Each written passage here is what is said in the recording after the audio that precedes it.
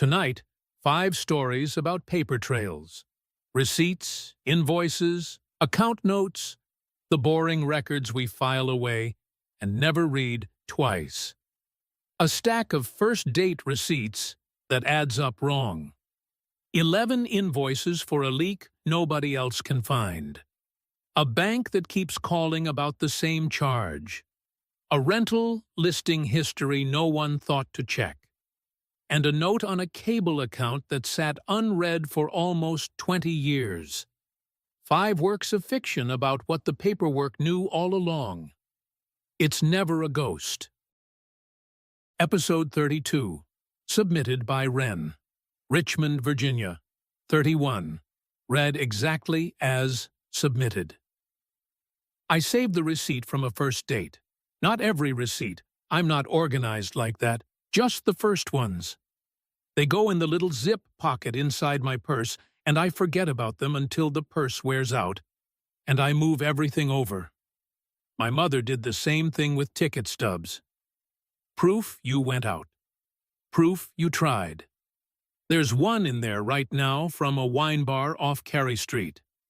6140. The ink has faded down to about the color of weak tea, but you can still read where somebody wrote thanks on it with 2 exclamation points. The thing you need to know about me is that I'm bad with faces. Not the way people say that at parties, where they say it and then recognize everybody in the room. I have walked past my own aunt in a Kroger. I know people by their coat, their voice, their car, where I expect them to be standing. At my old job, I learned the whole floor by shoes, and it worked fine for 6 years. Nobody ever diagnosed me with anything. My family called me a space cadet, and I agreed with them, and honestly, it never cost me a thing until I started dating on my phone at 29. Here is how it went. 4 times, over 2 years, and I would have sworn it was 4 different men. He'd match with me on Hinge. Good messages, funny, not so many that it got weird before we met. He'd suggest the wine bar off Carey, and I'd think, oh, I love that place. He'd already be there when I came in, at the table in the back corner, and he'd order for both of us before I even sat down. Some women would hate that. I always thought it was charming. 2 glasses of the white with the hard name and the olives. Then, before hello properly, he'd ask me what was the last thing I learned about myself by accident. And I'd say something, and he'd listen like there was going to be a test on it later. At the end, his card would be in his other coat. I'd pay. He'd say next one's on him. There was never a next one. He'd go quiet by Thursday, and I'd feel bad for a week, and then I'd stop feeling bad. 4 contacts in my phone. Andrew, Drew, A, and one that just says, Andy, wine bar.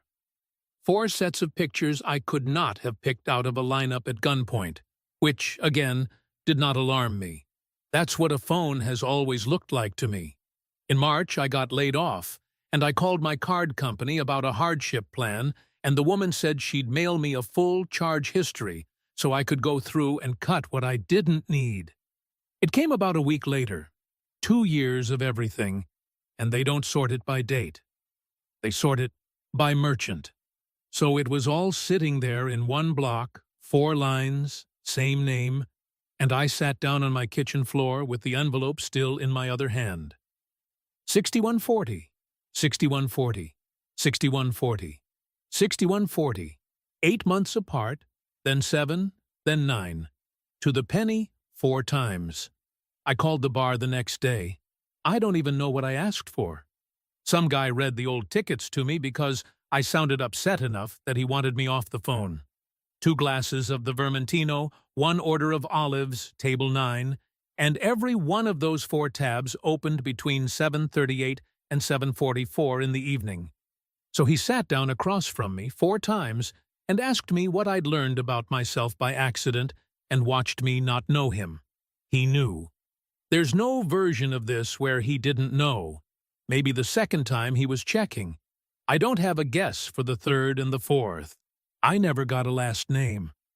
I stopped using the app for a while, and then I started again. Because you do. The bar's still open. I drove past it in June with a friend in the car, and she asked if I wanted to stop in, and I said not tonight, and we went somewhere else and had a perfectly nice time. The receipt is still in the zip pocket. I keep meaning to take it out. Episode 21. Submitted by Marcy. Muncie, Indiana. 54. Read exactly as submitted. We bought the split level on the east side of town in the spring of 2013, and by that first February, there was a soft brown spot on the downstairs hall ceiling about the size of a dinner plate. My husband got a name off the bulletin board at church. Dale came out on a Saturday morning, went up in the crawl above the hall, and was back down in 40 minutes. He wouldn't take coffee.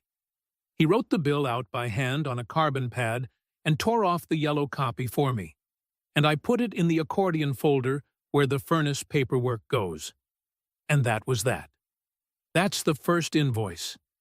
There are 11 of them now. I want to be fair to him because Dale is the most decent man who has ever worked on our house. He takes his boots off at the door even when I tell him he doesn't have to. He has never charged us more than $265, not in 12 years, not when everybody else's prices went up. He writes the same line on every bill in the same square handwriting. Locate and repair supply leak, upstr. And then it's fixed. That's the part I need you to hear. He fixes it. The stain dries out, we paint over it, and life goes on for 8 months, a year and a half. Then it comes back somewhere else in the house. We have had other plumbers in here. Twice. A big outfit with the wrapped trucks sent a young guy who ran a camera down our lines for 2 hours and told me the supply in this house was in better shape than his own, and he wouldn't take money because he hadn't done anything. The second one, an older fellow out of Yorktown, went up with a moisture meter and came back down and asked me, sort of carefully, whether the stain might be something the previous owners left behind. Both of them told me there was no leak in this house. Both of them said it's standing under a wet ceiling. So we kept calling Dale, because Dale was the only one who could ever find it. What broke it open was the insurance company, and it wasn't the claims, it was the letter. Frequency of water loss at the insured property. Non-renewal under review. Please provide documentation of remediation. I sat down at the kitchen table with the accordion folder and laid all 11 yellow copies out in date order so I could type the dates into a reply. I had our water account open in another tab just to get the account number off a bill. Their website keeps your usage history. 12 years of it, in little blue bars. One for every month you have ever paid them. I had never had a reason to look at it. There are 11 humps in that chart. Small ones. The kind of stupid $40 or $60 overage that reads as a running toilet and never once made me pick up the phone. And every single hump starts the month after one of Dale's visits, not before. I went down the folder and up the chart, and then I did it backward with a pen, because I was sure I was confusing myself. February 2013, he comes. March, the water goes up. It settles in June and stays flat and boring for a year, right up until the month after he is back out here again. The leak has never once started before he came. 12 years. 11 times. I am not going to tell you what he does up there because I don't know, and I have thought about it enough at 2 in the morning to decide that guessing is its own kind of sickness. He goes up alone.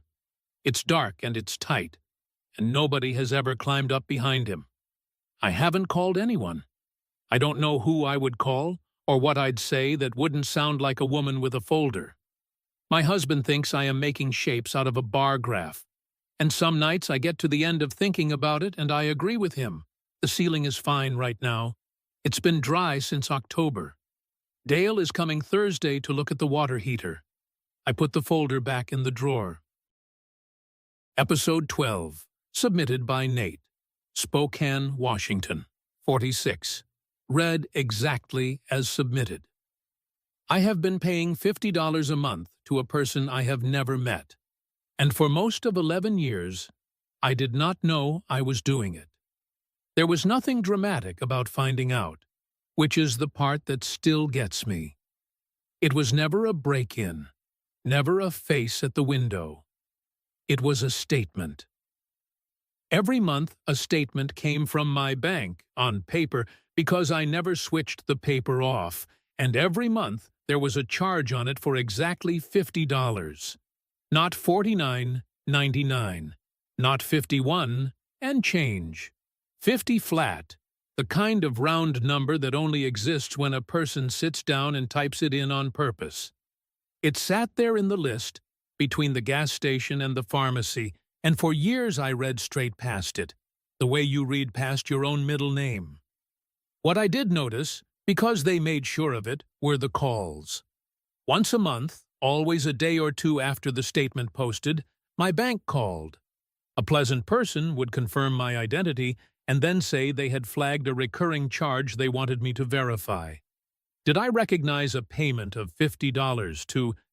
And here they would say a word that was not a store, not a company I had ever used, just a short name that could have belonged to anybody. I always said no. I don't recognize that. And they always said the same thing back, that they understood, that they would open a case, that it might take 1 to 2 cycles to resolve. It never resolved. The next statement came, and the charge was on it again. 50 flat. And a day later, the phone rang again, and a different pleasant person asked me the same question as though it were the first time anyone had asked it. I want to tell you, I fought. For a while I did. Then it became just $50, and $50 a month is the exact amount a person will decide is not worth their whole afternoon, and I decided that, and I let it run. Some months, I almost looked forward to the call. It was the one time all month a stranger asked if I was really myself and waited for the answer. I only pulled the thread because I was refinancing the house, and the loan officer needed every recurring payment named. And there was one line neither of us could name. She was the one who called it strange, out loud, in her flat office voice. A fixed monthly draft with no merchant code, no invoice, nothing an automated system spits out. Automated charges are ugly, she said. They have decimals in them. This one was clean. Somebody set this up by hand. So I went into the branch and asked them to trace it, and a young man behind the desk typed for a long time and then turned his screen a few degrees toward me, which I don't think he was allowed to do. The record showed the authorization. It had a date. The date was 4 years before I opened my account at that bank.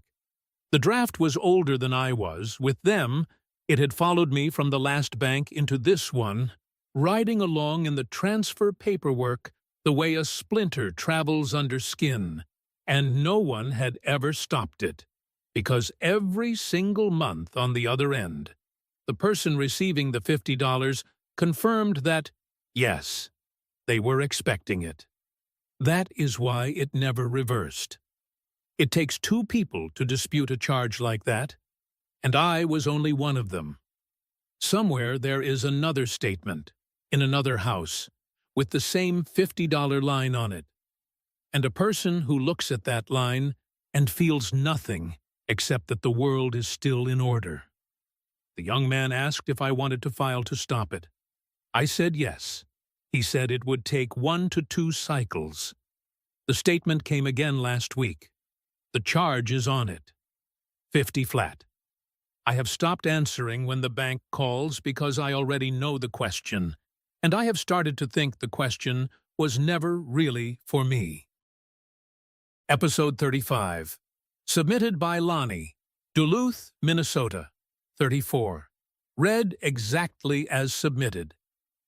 I found the place at 11 at night on my phone, on one of those rental sites, the way everybody finds everything now.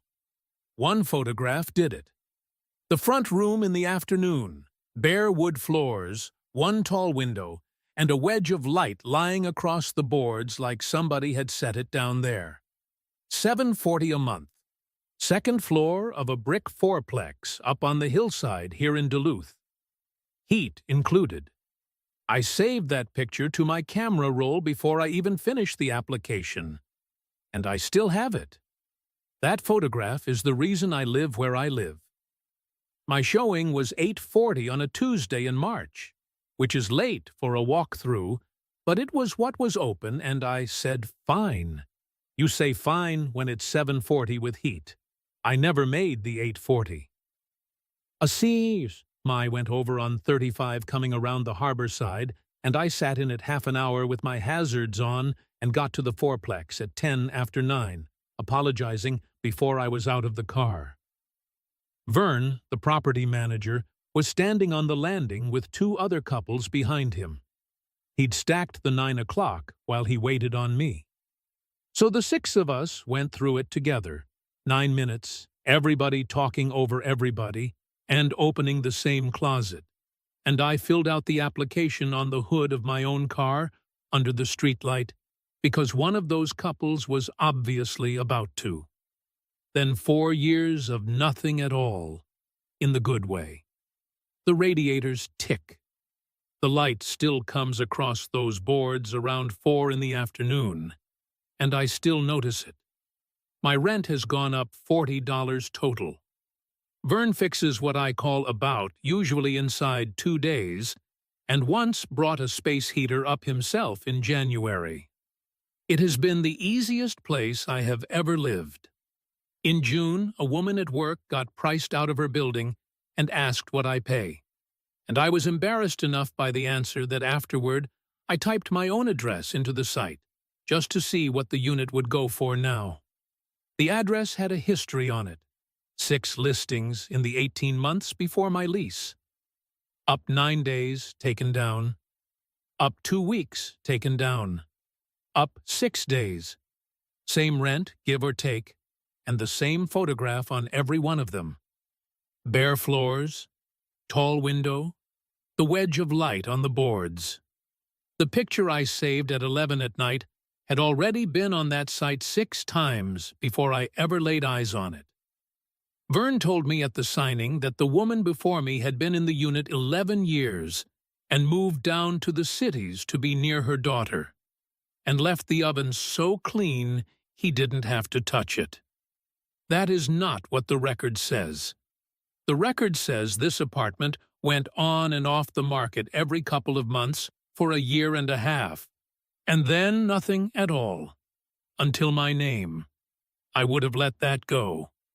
You can't do anything with it, except the history has a 7th entry, dated the 9th of June, and it is active. The photos on it are my apartment.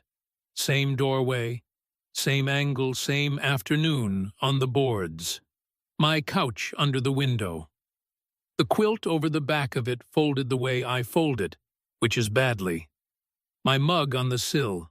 My boots by the door with the laces tucked in. Somebody stood in my doorway on an afternoon in June and photographed my front room with my things in it and put it up as a place you can go and see. Showings evenings, by appointment. I called the site, and there's a form. Vern's office says it isn't their listing, and they'd know. Everybody I've told says take it down, and I say sure, except you can't take down something that isn't yours. Here's where I keep landing. 6 times in 18 months, somebody put that room up at a number that makes you look twice. And 6 times, somebody came up those stairs in the evening, alone by appointment. No lease ever came of any of it. The listing is still up tonight. Somebody has the 840. They found it themselves, late, on their phone, and they've already saved the picture. Episode 40. Submitted by Kurt, Cumberland, Maryland. 61. read exactly as submitted. I have had service at this address since 2007, and for 18 years I honestly believed I was somebody's favorite customer. It's the only company that runs a line down our road, so there is no shopping around out here. For the first decade, you could pay in person at a storefront on the state highway, between a tax office and a nail place. And I did, because I am my father's son, and I like a receipt in my hand. That's where I saw it. The girl behind the counter had her monitor turned a little toward the window, and while she pulled up the account, I could read the top of the screen upside down. There was a line of type in red with a small red flag beside it, sitting up above my name and my balance like a headline. Everything else on that screen was black, just the one line and the flag. I asked her what it said. She said she wasn't able to read out account notes, and she was perfectly nice about it, and she waived the convenience fee. After that, I noticed the pause. Every single call, 18 years of them. Let me pull you up, sir. One moment, then 2 or 3 seconds of nothing, and then their voice would change.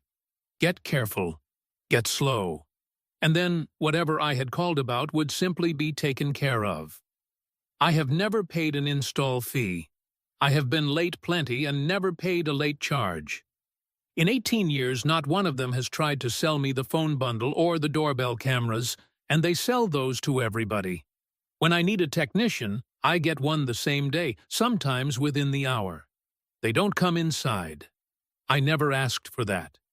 They work the box on the pole or the gray box on the corner of the house, and if a receiver has to be swapped, they do it standing on the step and hand it to me through the storm door.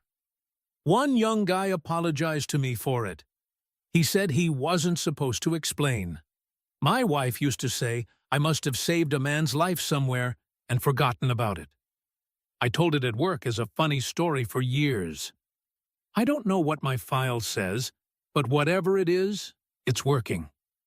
The company got sold twice. New logo, new bill, an app now. The pause came right along with it, and so did the flag. I saw it again in 2019 on a technician's tablet in my own driveway, the same red line above my name. Then in December, we lost service for 2 days in the cold, and I was on the phone at 2 in the morning with a kid doing overnight from somewhere out of state, and he had stopped reading off the script an hour before that. He said, "Before I go any further, sir, I have to tell you there's a note on this account. It says, 'Do not dispatch Dale to this address.' I asked who Dale was. He said he was a technician a long time ago and that he isn't with the company. I asked what else the note said, and he said that's all of it. That's the whole note, 4 words and a name. He said it came over from the old system in the merger, and that nobody there can take those off. They just travel with the account." I sat in the dark with the phone and asked my wife, who was awake by then. She said the name back to me twice, and then said she didn't know any Dale. We have been married 31 years, and I believe her. I worked second shift at the plant until 2011. Every afternoon of those first 4 years, somebody was home in this house alone, and it was not me. I called and asked them to remove it. The woman said she'd put in the request. 2 weeks later, a different rep pulled me up, and there was the pause. All that time, I thought the pause was somebody seeing what a good customer I'd been. It was somebody reading. My bank has a place for notes like that. So does the pharmacy, and the clinic, and the county. I have been polite to an awful lot of people while they were reading something about me.